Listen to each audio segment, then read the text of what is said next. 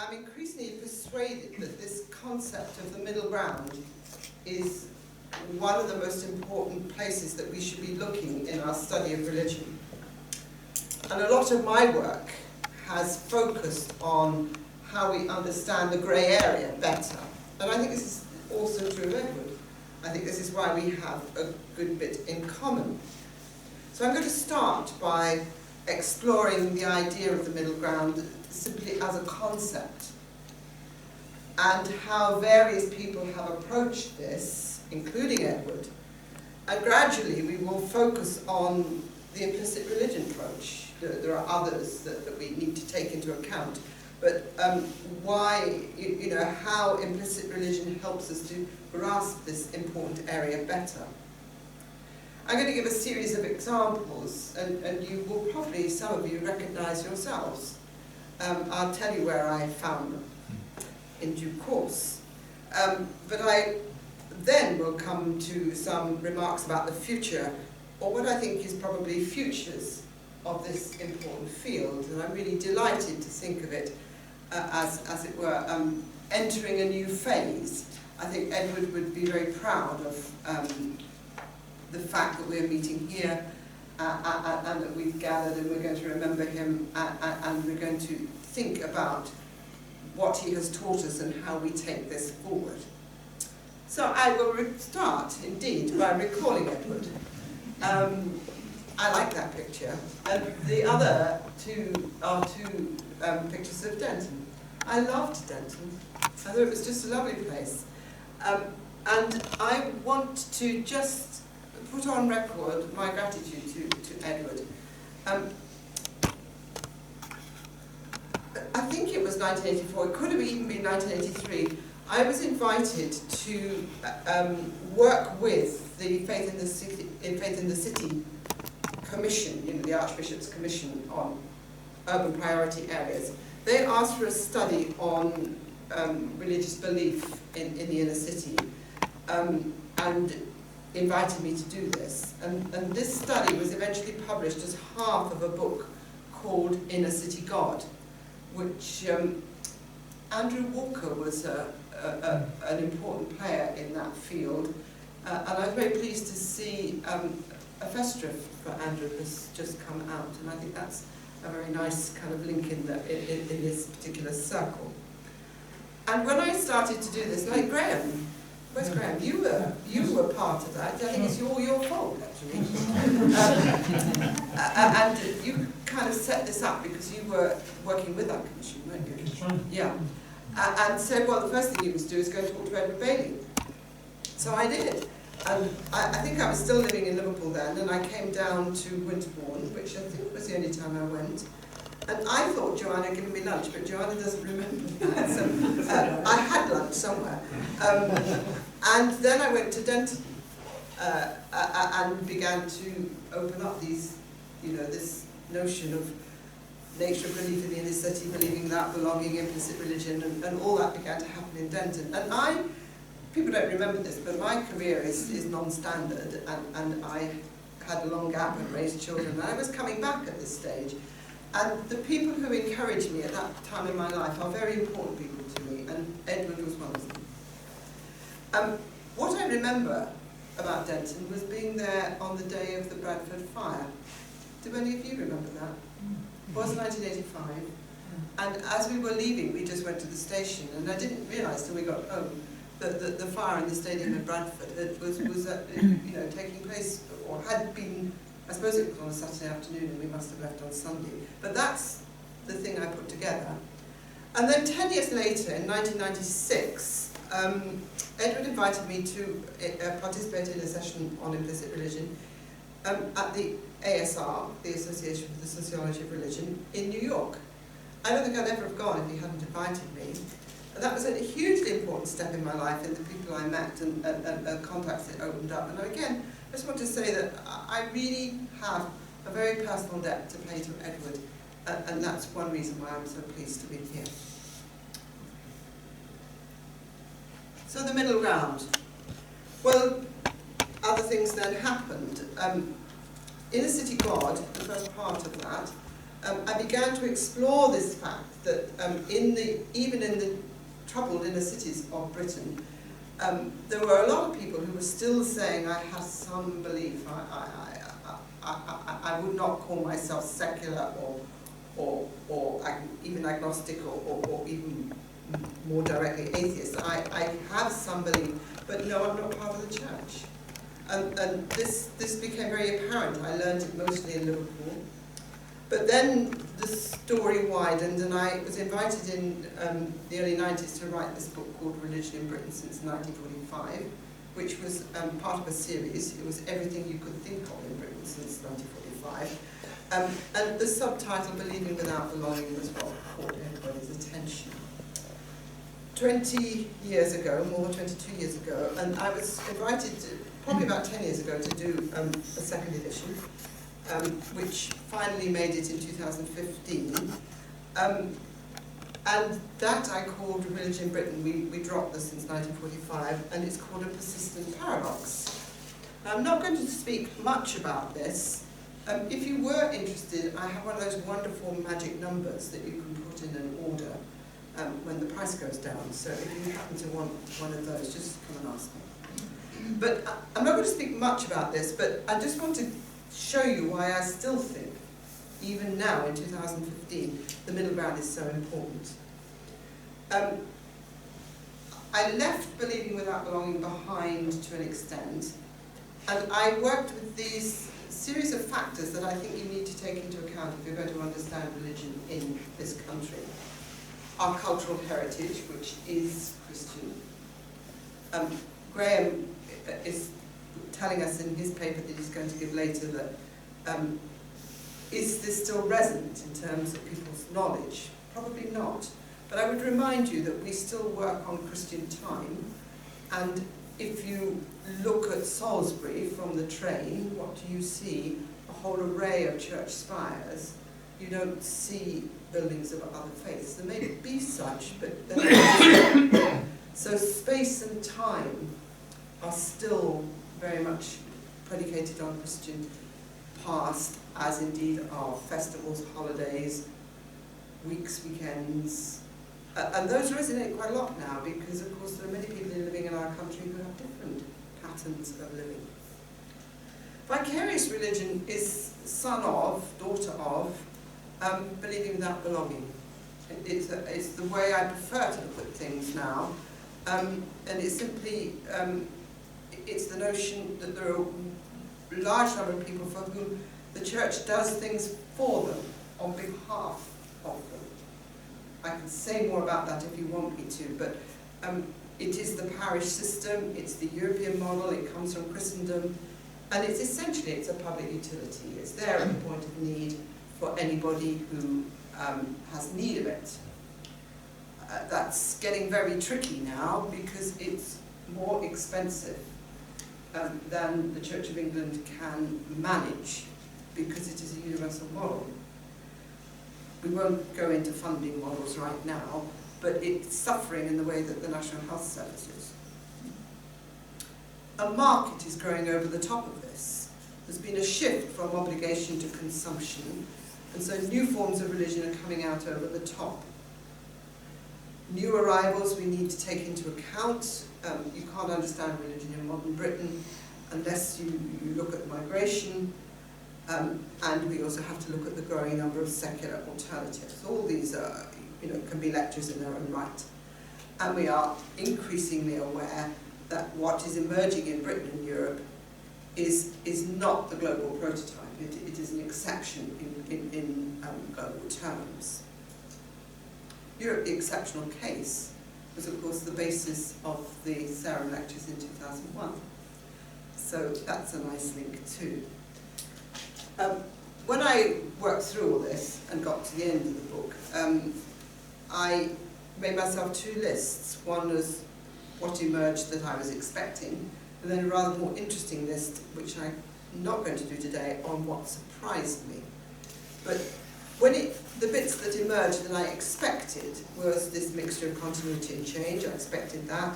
A very wide spectrum of activity from the religiously committed of different kinds at one end to very articulate unbelievers at the other.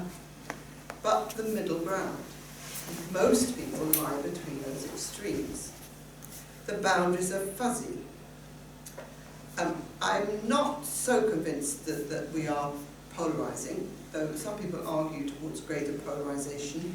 I think there is a mutation from, as it were, implicit religion to implicit irreligion or less religion, if you like. But I mean, it's not a dramatic change. It's a change in the middle of the spectrum, which is moving slightly towards I'm not a member of the church rather than I am. But does that mean that beliefs, attitudes, underlying values and things have changed as well?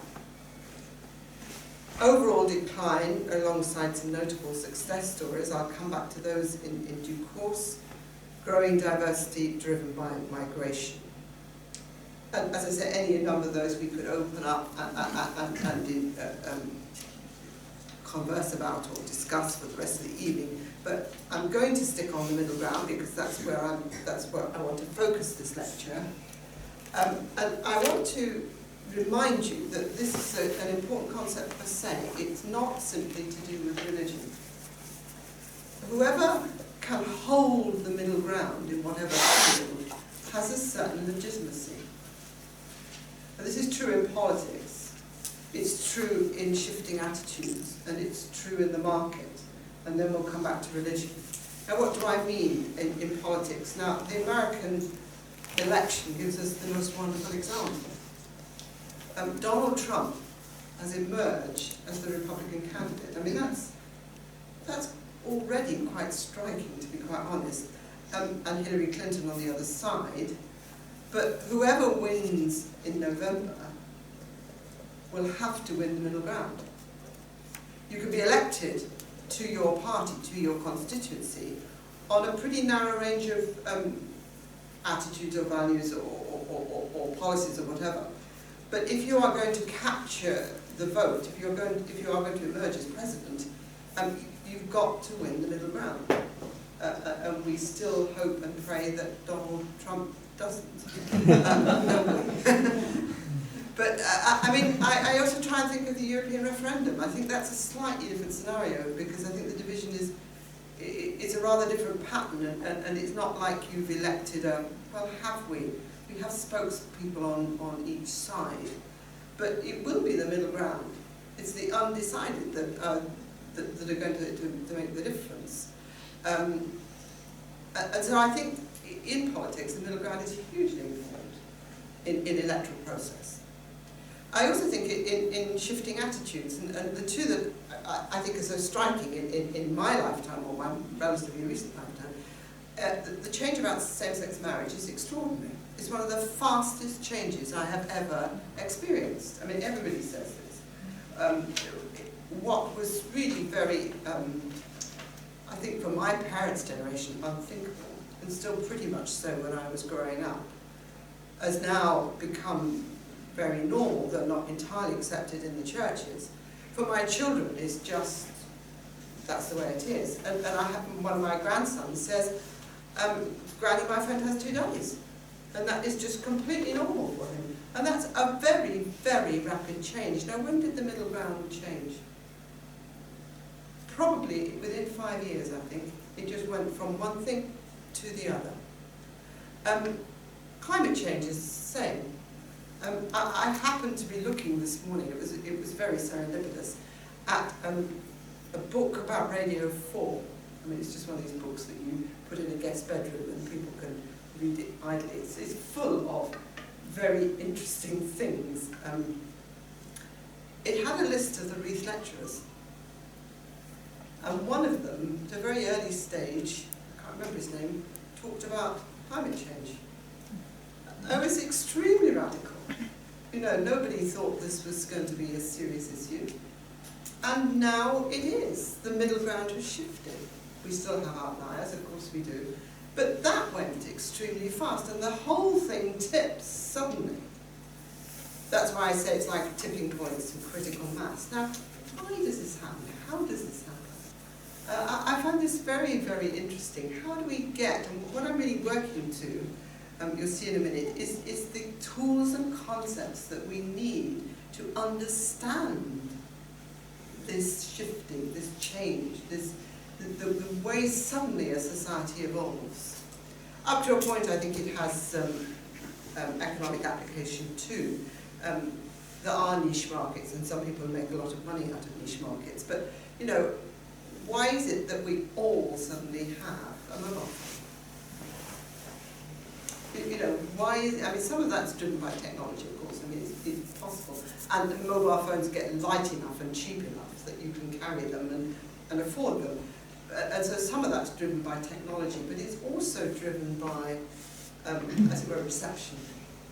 I did read some very funny things about how people use mobile phones, that this is very different in different nationalities, different cultural contexts, as what is rude and what is not rude, and when you can use it, and what you call it. A mobile phone means you carry it about. A cell phone is technological. The Germans call it a handy. You know, people have different names, and they do consider them in slightly different ways. There are cultural issues here. But what I want to move to now is the tools and concepts that help us to understand the middle ground in the field of religion. How do we grasp this? And I did it by these terms, believing without belonging, and then vicarious religion. And Edward did it, he was ahead of me, evolving this concept of implicit religion.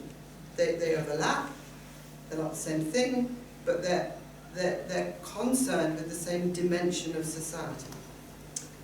I did think we ought to recall Thomas Luckman. He died earlier this month. He was almost 90, he'd been ill for some time.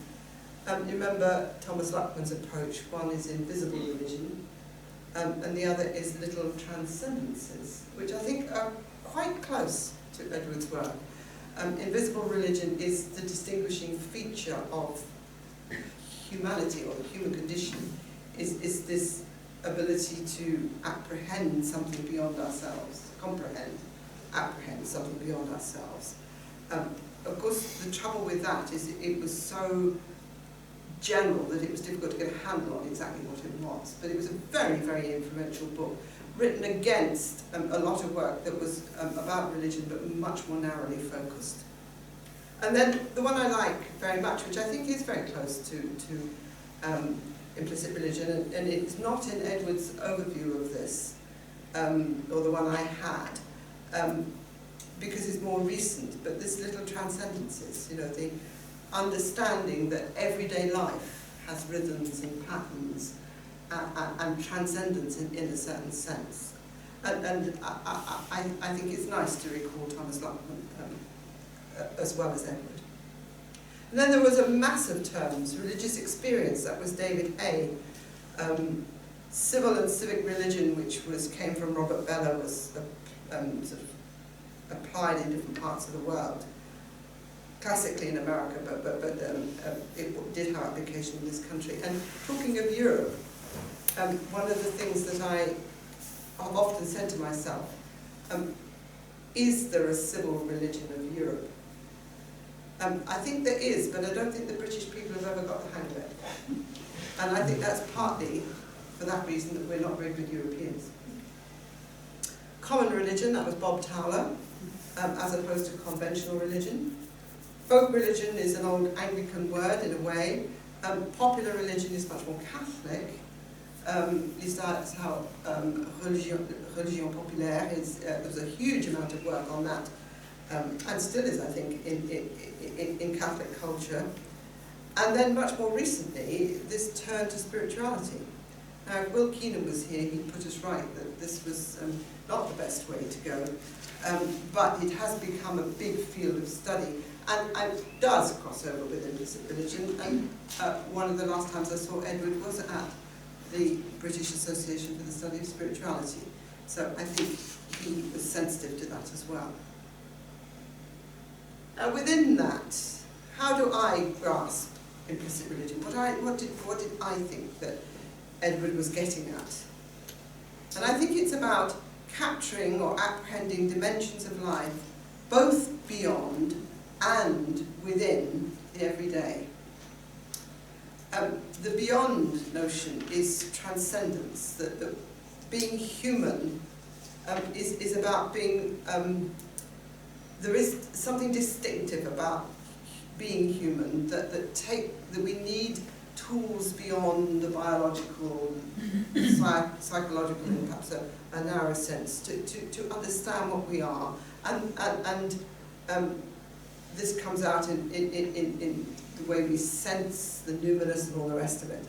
And religious experience is part of this, and Edward noted straight away how frequent religious experience was, but how difficult it was for people to say they had a religious experience, that they always thought people would laugh at them, that they were the exception, that they were, as it were, they were out of ordinary. But all that, I think, is implicit religion does capture that. But at the same time, it's capturing the underlying rhythms and rituals of the normal, the everyday, the ordinary as well as the extraordinary. I think one of the things I want to say about this concept is that it does both.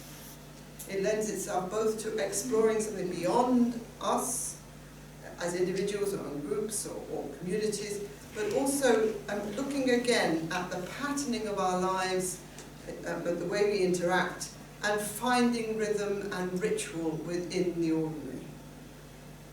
And then you will remember that Edward had 3 definitions and 3 case studies. His definitions were about individual commitment, and the integrating foci of, it was the pub, but it could be another organisation, and then the way he understood the parish in his role as a priest. Interestingly, when I was thinking about the rhythms and rituals and patterns of everyday life, of working life, I thought of a whole range of my colleagues in sociology who do that, but they call it organisational culture. But I don't think it's all that different. They're looking at, you know, all these stuff about management in the workplace, and the diagrams and the connections and all the rest of it, and management and this kind of thing. But what really makes the thing work is a kind of informal culture, a mutual understanding of the way things work. And I think that's implicit religion. I think there's quite a strong cross over there, but that comes out of management studies and that kind of thing. That used to be sort of on the edge and is now very mainstream, as far as I understand. Now I'm going to give you some examples. And I've looked in 2 places for these examples. I've looked in the issue of implicit religion, which honours Edward's work. And there's several of you here who wrote those chapters. I'm not going to cite every one of them, but I enjoyed those pieces very much. I think they were a great tribute to Edward. And the other place I've looked is at the papers that Francis has very kindly sent to us. And again, you won't all be there, but some of you will. And I thought this is a very nice combination. And one of the things I see in this, it's not quite clean, but the generational shift. And I think that's very nice. There are people here, including myself, who've known Edward many years, and there are people who are coming into the field, taking the ideas, going in new directions, and some of you, looking forwards. Please don't be disappointed if I don't choose yours, but there have to be limits on this exercise. The first one is, what I think implicit religion helps us to do is to identify and name new spaces, to as it were, draw out connections and interesting things which, as it were, don't have names. It as it were, gives us a focus, allows us to see things that we wouldn't otherwise see. I think Will Keenan's tribute about secular faith was doing this. He was looking at the everyday sacred, putting this in the postmodern, and then eventually the post-secular. I'm quite interested to know whether secular faith, the sort of study of secular faith, is about vestiges of faith, or whether it's about new innovations, new forms of faith, and it's probably both. But the point I want to make is a lot of this is about the edge, about boundary, about blurred boundaries, about porous boundaries, about, the grey area, I use that phrase, the middle ground, the neither one thing nor the other. And I think the real challenge to sociology in this, in fact to other disciplines too, is to think clearly about the confused, which is not the same as confused thinking. To think clearly about the grey, to think clearly about the indistinct, that we don't just end up with a sort of mush of thinking. And this, I think, happened a lot in the postmodern debate, that the debate about postmodernity became as confused as it were what it was trying to capture. I think there's a real challenge there, and I think implicit religion speaks to this. Can we be clear about things that are hard to see? In fact, I saw Edward had used the same analogy in one place. The iceberg. It's easy enough to see the tip. We can see it because it's shrinking if you're talking about the organised church. But what I'm interested in is the mass under the water, the bit you can't see, the bit that holds up a lot but is invisible. Now, how do we get a handle on that? And I think that's where implicit religion and the conceptual work on implicit religion does help us. Now, not everybody who uses it gets that point, but I think when it's done well, that's one place where I'd say a really good step forward. This notion of secular faith, can you find faith outside the church, and how do you understand it? What about this oxymoron of secular and faith? And then I went to Rebecca. Where's Rebecca? Yeah, because I looked at your paper and I thought you were doing the same thing in a way. You turned it round. Instead of saying secular faith, you said lived secularism. Talking particularly about progressive Christianity in North America in your interviews. And I wondered if you knew the work of Lois Lee. Okay. Yeah. Lois has this, she's working a lot now on nuns. But what she's trying to move away from is seeing people with no religion as simply a negative or an absence. And so she's exploring in her ethnographies how do we, as it were, see this group of people as much more positive characters. And yours are kind of halfway in between. And I thought you were doing, as it were, empirical work here rather than conceptual work, but using the concepts, and I thought that was great. And Tim, on the lived experience of the Anglican priest, which of course was what Edward was, and parish ministry, which again is blurring the boundaries between the religious and the secular, because the parish, which I think is the, again going back to space, time and space, the parish is the building block of Europe, the whole of Europe.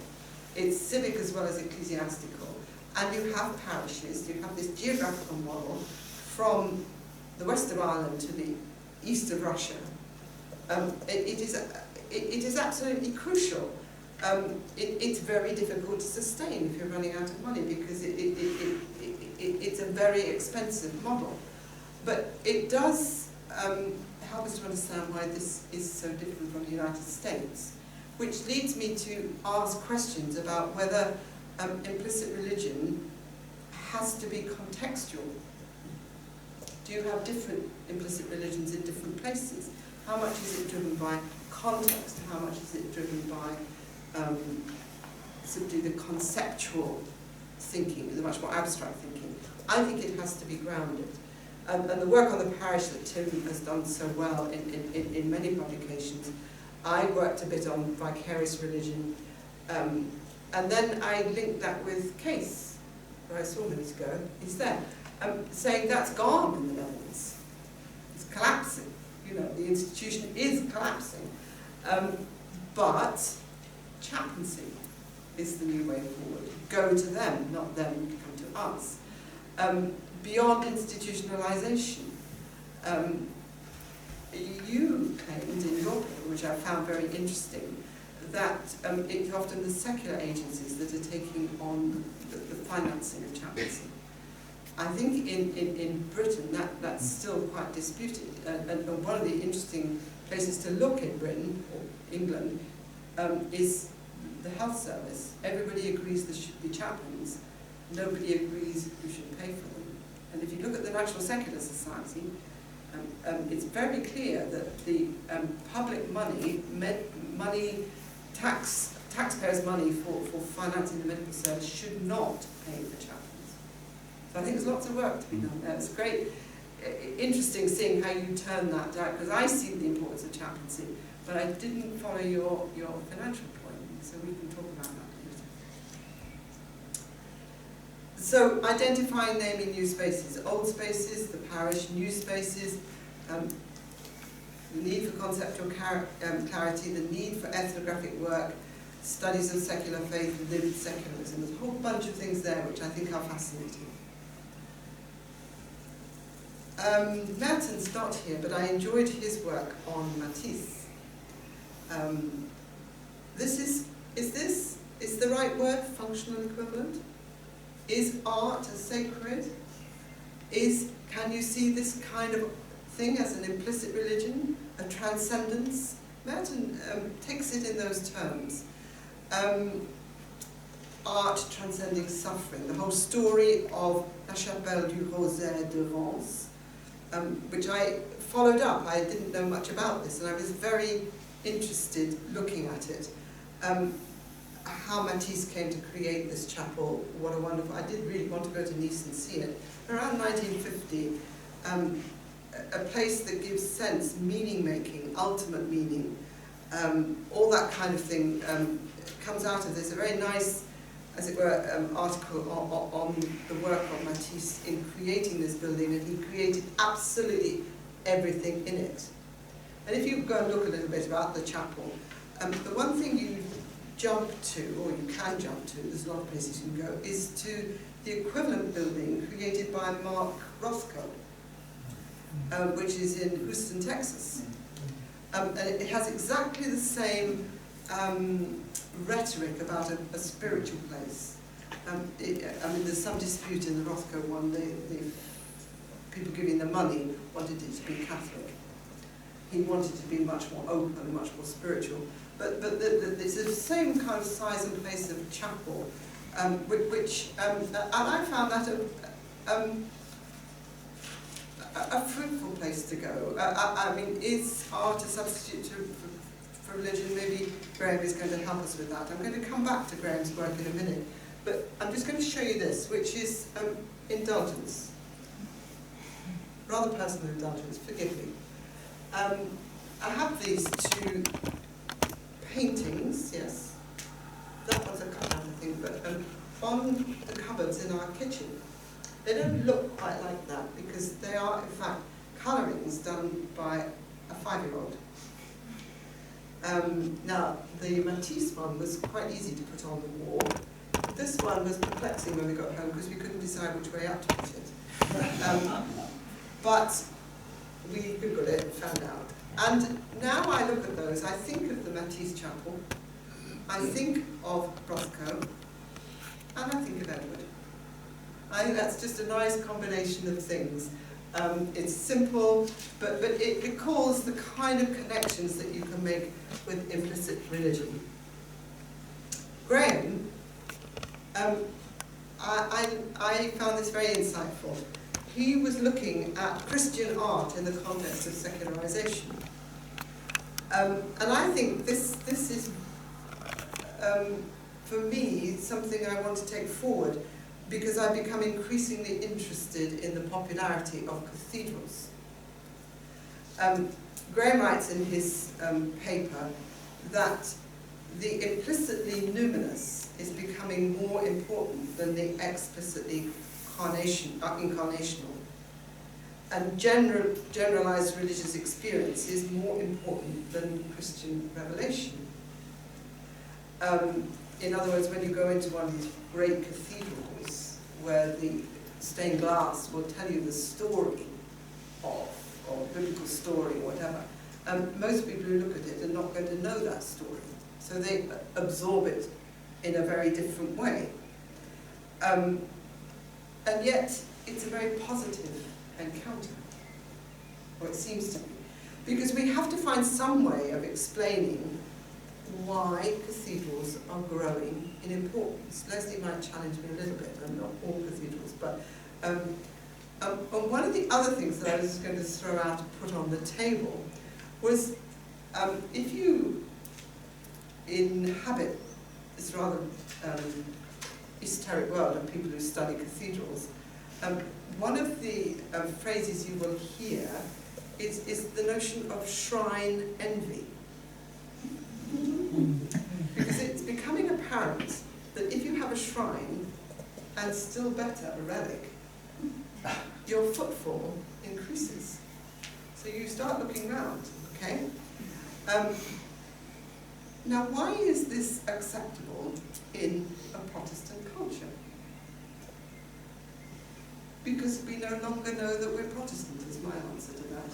That it is no longer offence because we don't know the narrative that led to the abandoning of such shrines and whatever. But if you really want to see, well, I've heard it described as bling. It's the sort of resurrected shrine in Hereford, which is a very colourful recreation of the shrine. The medieval historians find it somewhat difficult, but it's very popular, along with the Mappamundi and whatever. It's lovely things to see in Hereford. And you find reorderings. St Albans is a good example, where the shrine is being given more prominence because it's bringing people. And I think, I don't know whether Graham is going to disagree with me, but I'd really like a discussion with him as to whether this fits in the way that he's approaching artists or artifacts are now, as it were, accessed in different ways, but remain popular. They still draw the individual or the groups. And now music. Christine, working with Francis, well, Christine's been writing about Elvis for a long time, we know that. And you write on punk rock. Now, I had never considered them as Catholic Protestant, so that's very limited. Elvis, of course, the pilgrimages or the sort of Graceland religion in terms of people going to Gracelands and the things they do when they get there, etc., etc. But punk rock, much more about Protestant protest, if you like, and self-reliance and developing the musical side, which I like very much. And then Lucinda writing about choristers, which I thought was, I work with some very fine choristers in the chapel at the University in Exeter. And lots of the questions you pose, I think about because of the kind of people they are. They're very varied people. How will they recall this experience? Is it something that enriches faith, or is seen apart from faith, or even as something negative in the end? And so I find your paper very interesting. But I think I wanted to ask at this point, could you have done it without the concept of implicit religion? Mm-hmm. Yeah, probably. Yeah, which I think is an interesting thing. So, where was that conceptual work fitting into what I thought was a very, very interesting narrative in its own right? But that was a nice link between Christine, who's been doing it for a long time, and new work in the field. Now, I am now going to look forward a little bit. I'm beginning to think what fields might open up where the concept of implicit religion could be fruitfully deployed in new ways. And speculatively, I think one or two of you, Philip and Beth, are onto something in exploring new technologies and new media. Because I think there's a whole range of things that can open up in this way. New fields of study, new methodologies the power of the computer to allow us to work in new ways, I think a whole set of issues, whole new issues can go forward. New connections and new conceptual insights driven by the opportunities of hugely powerful technology. I don't know whether any of you know the work of Erika Villander. I think it's the stress is there, Villander. She's a Swedish colleague. She's now completed her PhD, but that takes ages in Sweden, so she's probably the age of quite a lot of people here. And what she did was to put, she's very competent in terms of using computer technology and quantitative data. But she put in enormous data sets from blogs. I mean, when you saw the size of the blog, she had to have special permission from the university computer because she had so many words in these blogs. What do people do before they wrote blogs? Now they tweet, I think. You probably have to do this in a different way now. But she put in masses and masses of words. And then she made the computer connect strings, phrases, and patterns emerged. In ways that, I mean, when I started doing, when I was at her stage in my sociological training, we were still sticking knitting needles through punch cards. I mean, the change is unimaginable. Now, has implicit religion got something to offer when these new technologies, new data sets, new, or even social media?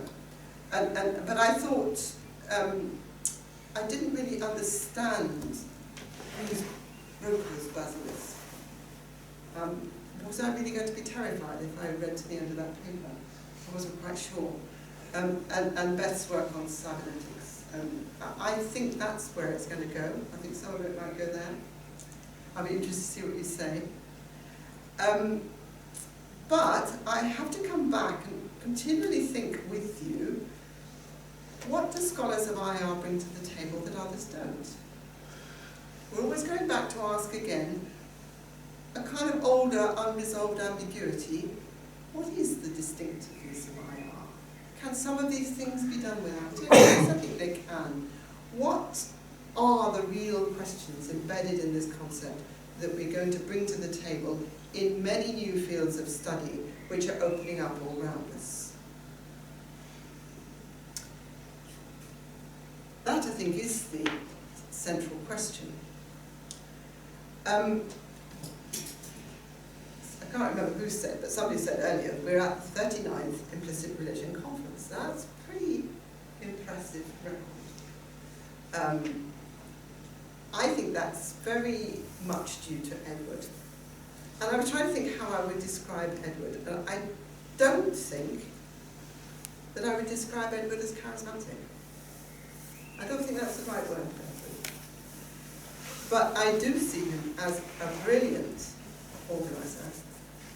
And I think some of this is sustained by the energies and organizational capacity that Edward gave to us. But it's also sustained by the viability of the concept that he introduced to the lexicon, alongside others.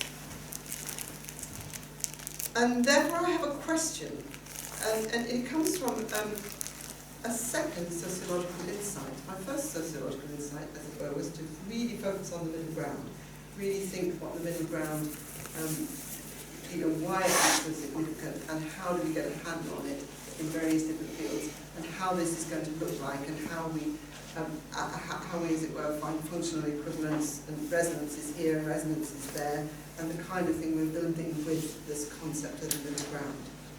But now I'm going to think about generation.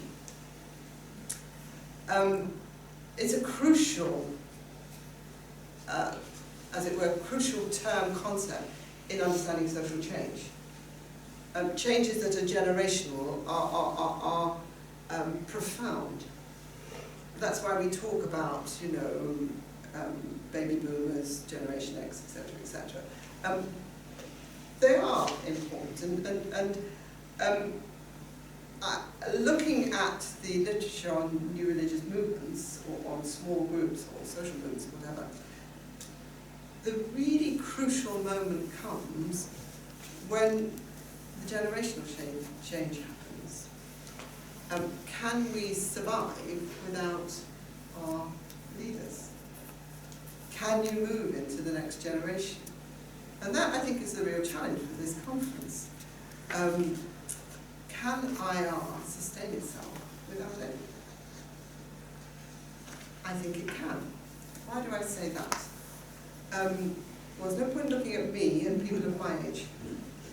What I look at is the younger generation, and it's great to see it well represented in this conference. I pay a real tribute to Francis for doing this conference, not only doing it and doing it so well, but bringing a whole bunch of people with you. This is how it happens, Francis. It's not serendipitous, it's people like you that's going to make a difference, and your generation. And really, I think the best tribute that we can give to Edward is to, as it were, wish a lot of luck to the next generation, support them where we can, but hand on the baton, and hope that, I think it will. I'm pretty confident that implicit religion as a concept, as a field of study, has a future. It won't look like the past, and it shouldn't. But I think it will go on. And I'd just like to feel that we're part of the chain, and I'm going to thank you very much for listening to what is quite a personal, quite a speculative lecture, but something that I hope is honour to Edward. Thank you.